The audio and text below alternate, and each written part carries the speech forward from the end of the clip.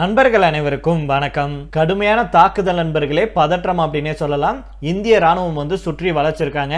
இதனால உச்சகட்ட பதற்றம் ஏற்பட்டிருக்கு.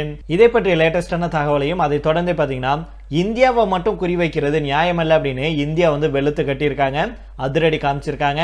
அதை பத்தியும் அதே போல பாத்தீங்க அப்படின்னா அமெரிக்காவுக்கு ஒரு மிகப்பெரிய ஆப்பு ஒண்ணு வச்சிருக்காங்க. அட்டகாசமான யோசனை அப்படின்னே சொல்லலாம். அது என்ன அப்படிங்கறதெல்லாம் நம்ம இந்த வீடியோல தெரிஞ்சுக்க போறோம். அதுக்கு முன்னாடி நம்முடைய சேனலை சப்ஸ்கிரைப் பண்ணலன்னா மறக்காம சப்ஸ்கிரைப் பண்ணிக்கோங்க. புதுசா நம்முடைய வீடியோ பார்த்துட்டு இருக்கீங்கன்னா கீழே இருக்கும் சப்ஸ்கிரைப் பண்ணி தட்டி அந்த பெல் ஐக்கானை கிளிக் பண்ணிக்கோங்க.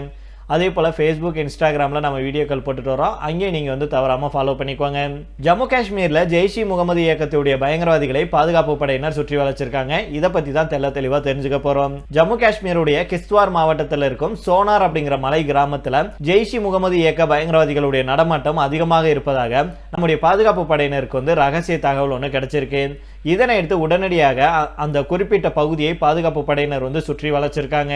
இதை அறிந்து கொண்ட பயங்கரவாதிகள் பாதுகாப்பு படையினர் மேல திடீரென துப்பாக்கியால சுட்டு தாக்குதல் நடத்தியிருக்கானுங்க. பதிலுக்கு நம்முடைய பாதுகாப்பு படையினரும் திருப்பி சுட இரண்டு தரப்பினருக்கும் இடையே கடும் துப்பாக்கி சண்டை நடைபெற்றிருக்கு. துப்பாக்கி சண்டை நீடித்துக் கொண்டே இருந்த அதே வேளையில அந்த குறிப்பிட்ட பகுதியை பாதுகாப்பு படையுடைய மற்றொரு குழுவினர் சுற்றி வளைச்சிருக்காங்க. முழு பகுதியும் தற்போது சுற்றி வளைக்கப்பட்டு பயங்கரவாதிகளை பிடிக்க நடவடிக்கை வேகப்படுத்தப்பட்டு வருது. அங்கே இருக்கும் நிலைமைகள் உன்னிப்பாக கவனிச்சுட்டு வர்றாங்க. பயங்கரவாதிகள் குழுவுடைய அடையாளம் இன்னும் தெரியவில்லை அப்படின்னு பாதுகாப்பு படையினர் தெரிவிச்சிருக்காங்க.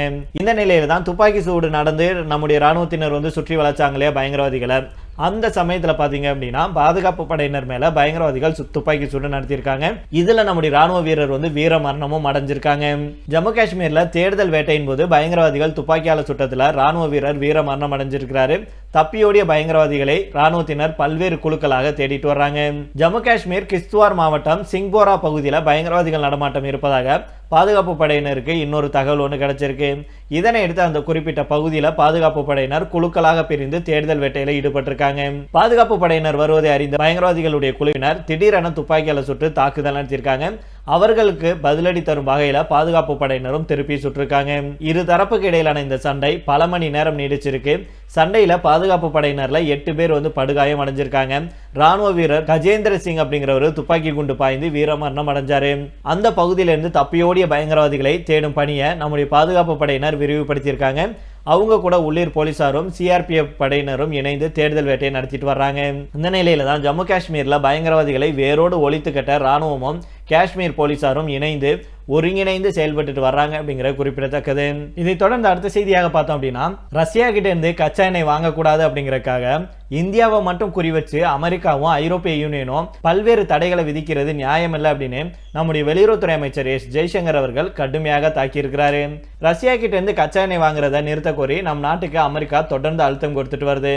கச்சா எண்ணெய் கொள்முதல் செஞ்சு யுக்ரைனுக்கு எதிரான போருக்கு இந்தியா மறைமுகமாக உதவுது அப்படிங்கிற குற்றச்சாட்டையும் அமெரிக்கா முன் வச்சுட்டு வர்றாங்க. இதுக்காக தான் அதிகப்படியான வரிகளையும் விதிச்சிருக்கு அமெரிக்கா. அமெரிக்கா கூட சேர்ந்து ஐரோப்பிய யூனியனும் இந்திய மற்றும் ரஷ்ய எண்ணெய் நிறுவனங்களுக்கு பல்வேறு தடைகளை விதிச்சிருக்காங்க. இப்பேற்பட்ட சூழல்ல தான் ரஷ்யா கிட்ட இருந்து கச்சா எண்ணெய் வாங்குறத கடந்த ஆண்டு முதல் இந்தியா படிப்படியாக குறைச்சு கொண்டாங்க. இதனால அமெரிக்கா கிட்ட இருந்து கச்சா எண்ணெய் இறக்குமதி செய்வது தற்போது 60% அதிகரிச்சிருக்கு. இப்பேற்பட்ட நிலையில தான் யுக்ரைனுடைய நேச நாடான போலந்துடைய துணை பிரதமரும் வெளியுறவு அமைச்சருமான ரடோசா சிகோர்ஸ்கி அரசுமுறை பயணமாக நேற்றைய தினம் இந்தியாவுக்கு வந்தாரு. நம்முடைய வெளியுறவு அமைச்சர் ஜெய்சங்கருடன் இருதரப்பு உறவுகள் குறித்து பேச்சுவார்த்தை நடத்தினாங்க. அப்போது அமெரிக்கா மற்றும் ஐரோப்பிய யூனியனுடைய அழுத்தம் குறித்து அவரிடம் ஜெய்சங்கர் அவர்கள் விளக்கமாக எடுத்து சொல்லியிருக்கிறாரு. அதாவது ஜெய்சங்கர் அவர்கள் இது குறித்து என்ன சொல்லியிருக்காங்கன்னா, யுக்ரைன் போர் வாரத்தில் இந்தியாவுடைய நிலைப்பாடு என்ன அப்படிங்கிறத பல முறை நாங்கள் எடுத்து சொல்லிட்டோம். கடந்த ஆண்டு செப்டம்பர்ல நியூயார்க் போன போதும் சமீபத்தில் பாரிஸ் பயணத்தின் போதும் இந்தியா இந்த விவகாரத்தை தெளிவுபடுத்தி சொல்லியிருந்தோம். அப்போது ரஷ்ய கச்சா எண்ணெய் கொள்முதல் விவகாரத்தில் இந்தியாவை மட்டும் குறிவைத்து அமெரிக்காவும் ஐரோப்பிய யூனியனும் செயல்படுவது நியாயமில்லை அப்படிங்கிறதை நாங்கள் சுட்டி காட்டியிருந்தோம். இதே கருத்தை தான் தற்போது மீண்டும் நாங்கள் முன்வைக்கிறோம். இந்தியாவை மட்டும் குறிவச்சு வரிகள் விதிப்பது ஐரோப்பிய யூனியன் மூலம் தடைகளை விதிக்கிறது நியாயமல்ல. எங்களுடைய தேவைக்காக தான் நாங்கள் ரஷ்யா கிட்ட இருந்து கச்சா எண்ணெய் வாங்குறோம். அதுக்கு எங்களுக்கு முழு உரிமை இருக்கு அப்படின்னு ஜெய்சங்கர் அவர்கள் சொல்லியிருக்கிறாரு. போலந்துடைய துணை பிரதமர் ரடோஸ்லா அவர்கள் கடந்த ஆண்டு அக்டோபர்ல பாகிஸ்தானுக்கு சுற்றுப்பயணம் மேற்கொண்டிருந்தாரு. நேற்றைய சந்திப்பின் போது இந்த விவகாரத்தையும் சுட்டிக்காட்டிய வெளியுறவு அமைச்சர் ஜெய்சங்கர் அவர்கள் என்ன சொன்னார்னா, அண்டை நாட்டில் பயங்கரவாத உள்கட்டமைப்புகள் பெருகுவதற்கு போலந்து எந்த வகையிலையும் உதவி செய்யக்கூடாது, பயங்கரவாதத்தை எந்த வகையிலையும் சகித்து கொள்ளக்கூடாது அப்படின்னு சொல்லியிருக்கிறாரு. இந்தியா பாகிஸ்தான் இடையே நிலவும் ஜம்மு காஷ்மீர் பிரச்சனைக்கு ஐநா மூலம் தீர்வு காண முயற்சிக்க வேண்டும் அப்படின்னும் பாகிஸ்தான் பயணத்தின் போது போலந்து துணை பிரதமர் சொல்லியிருந்தாரு. அந்த கருத்துக்கும் நம்முடைய ஜெய்சங்கர் அவர்கள் கடுமையான ஆட்சேபனையை தெரிவிச்சிருக்கிறாரு. அதாவது ஜம்மு காஷ்மீர் விவகாரத்தில் எந்த ஒரு சர்வதேச நாடுகளும் மத்தியஸ்தம் செய்யறத இந்தியா விரும்பவில்லை அப்படின்னு தெல்ல தெளிவா உட்கார வச்சு ஆணித்தரமாக சொல்லிட்டாரு. இதை தொடர்ந்து பார்த்தோம் அப்படின்னா உலக அளவுல வலிமையான நாணயமாக அமெரிக்க டாலர் இருந்துட்டு வருது. இதுக்கு முக்கிய காரணம் கச்சா எண்ணெய் உள்ளிட்ட பல்வேறு முக்கியமான பொருட்களை உலக நாடுகள் டாலரை கொடுத்து தான் வாங்க வேண்டி இருக்கு. அதனால பல்வேறு நாடுகளும் தங்களுடைய நாணயத்தை கொடுத்து டாலரை வாங்கி அதுக்கப்புறமா அந்த பணத்துல கச்சா எண்ணெய் உள்ளிட்டவற்றை வாங்க வேண்டி இருக்கு. அதாவது சர்வதேச வர்த்தகத்துக்கு அமெரிக்க டாலர் தேவைப்படுது. இதனாலதான் உலக அளவுல வலிமை மிக்க ஒரு நாணயமாக டாலர் இருந்துட்டு வருது. இதுவே பல்வேறு விவகாரங்களையும் அமெரிக்காவுடைய கை ஓங்கி இருப்பதற்கும் காரணமாக இருக்கு. ஆனா பல்வேறு நாடுகளும் தற்போது விழித்து கொண்டாங்க. உலக அளவுல டாலருடைய ஆதிக்கத்தை குறைக்க வேண்டும் அப்படிங்கிறதுலையும் டாலரை சார்ந்து இருப்பதை தவிர்க்க வேண்டும் அப்படிங்கிறதுலையும் கவனம் செலுத்த தொடங்கியிருக்காங்க. இதை முதல்ல தொடங்கி வைத்தது சீனா அப்படின்னே சொல்லலாம். சீனா அதிக அளவு தங்கத்தை வாங்கி டாலருடைய மதிப்பை குறைக்க வேண்டும் அப்படிங்கிறதுல தீவிரமாக இருக்கு. இதற்கிடையில தான் இந்தியாவும் தற்போது டாலர் வர்த்தகத்தை சார்ந்திருப்பதை குறைப்பதற்கு முடிவு செஞ்சிருக்காங்க. இந்தியா இதுக்காக பிரிக்ஸ் கூட்டமைப்பு நாடுகளுடைய டிஜிட்டல் நாணயங்களை ஒருங்கிணைக்க யோசனை தெரிவிச்சிருக்காங்க. பிரிக்ஸ் அப்படிங்கிறது நம்ம எல்லாத்துக்குமே தெரியும். அந்த பிரிக்ஸ் அமைப்புல பாத்தீங்கன்னா பிரேசில், ரஷ்யா, இந்தியா, சீனா, தென்னாப்பிரிக்கா ஆகிய நாடுகள் இருக்காங்க. இந்த கூட்டமைப்பை தான் பிரிக்ஸ் அப்படின்னு சொல்லுவோம். அண்மையில் இந்த கூட்டமைப்பில் ஐக்கிய அரபு எமிரேட்ஸும் இணைந்தாங்க. இந்த பிரிக்ஸ் நாடுகளுடைய டிஜிட்டல் கரன்சிகளை ஒருங்கிணைப்பதன் மூலம் இந்த உறுப்பு நாடுகளுக்கு இடையிலான வர்த்தகம், சுற்றுலா தொடர்பான பரிவர்த்தனைகளை எளிதாக நம்ம மேற்கொள்ளலாம் அப்படின்னும் டாலரை சார்ந்திருப்பதை குறைக்க முடியும் அப்படின்னும் ரிசர்வ் வங்கி பரிந்துரை செஞ்சிருக்காங்க. அமெரிக்க அதிபர் டொனால்டு ட்ரம்ப் அவர்கள் இந்திய, சீனா உள்ளிட்ட நாடுகளின் மீது கடுமையான வர்த்தக போரை தொடுத்துட்டு வர்றாரு. இந்திய பொருட்களுக்கு 50% வரி விதிப்பை விதிச்சிருக்கிறாரு. இதுவரைக்கும் இந்தியாவுக்கும் அமெரிக்காவுக்கும் இடையிலான வர்த்தக ஒப்பந்தமும் முடிவாகல.